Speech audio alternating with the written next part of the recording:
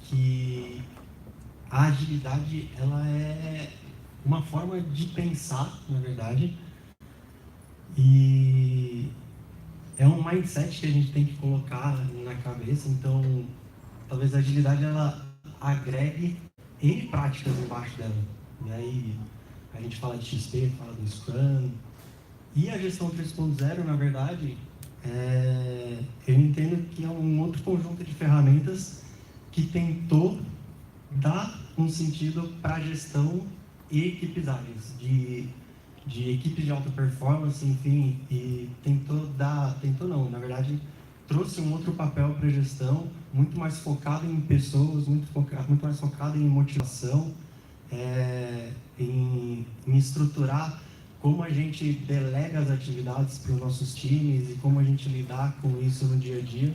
Ou seja, como o gerente que antes tocava projetos cascata, enfim, como ele lidar com times ágeis e que tem esse mindset de agilidade.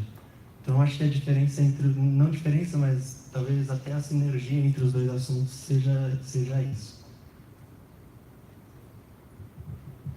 Bom, minha observação a respeito da pergunta é algo que a gente acaba vivenciando aqui também, particularmente nos projetos lá que a gente toca hoje. A gente começou naquela pegada de a gente vai rodar Scrum, a gente vai rodar Scrum, a gente vai rodar Scrum. Em algum momento isso foi estabelecido. Só que o processo pelo processo, ele não faz com que as pessoas, na verdade, emerjam novas coisas, né? O processo pelo processo, eu preciso fazer uma grooming. Quem vai puxar uma grooming? Eu preciso lá que o meu PO puxe a grooming. Quem vai, sei lá, puxar a review retrospectiva? Eu preciso que o meu SM puxe a review retrospectiva junto com o PO. E nisso, eu comecei a ver algumas coisas nesse aspecto, tipo, por exemplo, por que talvez a gente não começou a fazer, sei lá, a nossa retrospectiva? Porque o SM não puxou. Opa, calma aí. Será que é só o método? Então, assim, o método ele te diz que é importante você fazer, mas ele não te diz como fazer. Como fazer é muito amplo e aberto. A gestão 3.0 começa a preencher, pelo menos nos nossos, na minha experiência aqui, ela começa a preencher justamente esses caminhos, né? Onde eu crio um board, onde eu delego atividades para as pessoas e empodero essas pessoas, não para que elas se sintam abraçadas, muito pelo contrário, mas para que elas se sintam adultas no processo. E já passou, agora são 20, né? Deu 10. E é basicamente isso, para que elas se sintam adultas no processo e que façam parte de fato do processo e evoluam com o processo. Então, partir do pressuposto de um princípio que se eu não tiver um Scrum Master para puxar uma review, uma retrospectiva, o time vai puxar, porque ele sabe que é importante fazer isso. Pegando o gancho, acho que tem a palavra-chave para a gente não diferenciar, mas para a gente enxergar o ponto crucial da sinergia entre esses dois temas é empoderamento. E está na moda, né, falar empoderamento. Mas empoderar times tem tudo a ver com agilidade, tem tudo a ver com gestão 3.0. Quando a gente fala, eu acho que assim, tem muita diferença entre, eu tenho discutido isso bastante, tem muita diferença entre cultura e comportamento.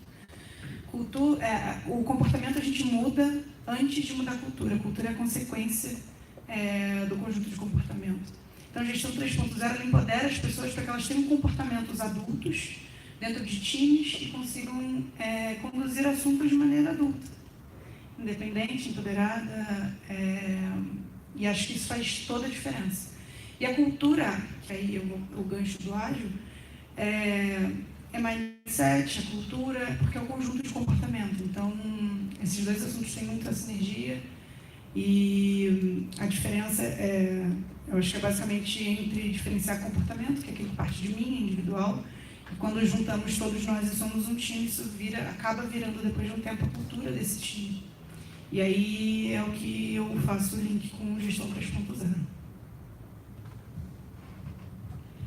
Eu acho que assim, a agilidade é o que motivou esse movimento, né, onde foi o início, e aí surgiram várias formas de viabilizar isso, né? Então a gestão 3.0 veio preencher uma lacuna, uma maneira de iniciar esse processo, mas acho que o mais importante é sempre pensar no porquê. Por que eu estou fazendo isso? Se questionar para entender o que está por trás de qualquer prática, de por que está fazendo de certa maneira. Tem um início, que qualquer processo novo tem um processo de descobrimento, não vai ter uma facilidade para pensar em algo novo, uma prática nova quando está iniciando, mas então ele vem preencher, assim, dar algumas ideias, algum início para isso, para depois que se criem novas formas dentro do contexto daquele time, daquela empresa. Mas o importante, assim, é sair dessa visão de prescritivo, né? Porque tem muito assim, eu vou seguir algo que já está determinado, funcionou em um lugar, funcionou no outro, então deve ser bom. Ali você tem que servir de inspiração, então é uma base para depois construir em cima, para começar a mudar a cabeça e entender, né, essa grande área aí de agilidade, ele abrange muita coisa, então é constante aprendizado, o feedback loop, então a gestão 3.0 é um dos passos dentro disso, mas não é o fim. Não tenho muito o que complementar, porque o pessoal aqui já falou basicamente, né, o que seria, mas eu acredito que não existe agilidade sem a gestão 3.0, porque a forma que você tem que pensar um gerente, principalmente quem está saindo, quem está na transição de um modelo cascata, um modelo waterfall, onde é mais comando e controle, e está indo para agilidade, você tem que mudar. E quais são as ferramentas para isso acontecer? Tem N ferramentas, como o próprio Filipe falou, e a Ju complementou com a Vicky aqui, é que a gestão 3.0 é só uma delas, mas é muito importante. Não adianta você tentar colocar agilidade de verdade se não tiver mudança de mindset. Gestão, comando e controle com agilidade não funciona. Já vimos N casos que tentaram fazer Scrum Budget, enfim, N situações, fazer adaptações, não dá. Se alguém tiver algum case de sucesso que o comando e controle conseguir entregar resultados usando a agilidade, traz aqui e apresenta, porque é um case que eu gostaria muito de apresentar, de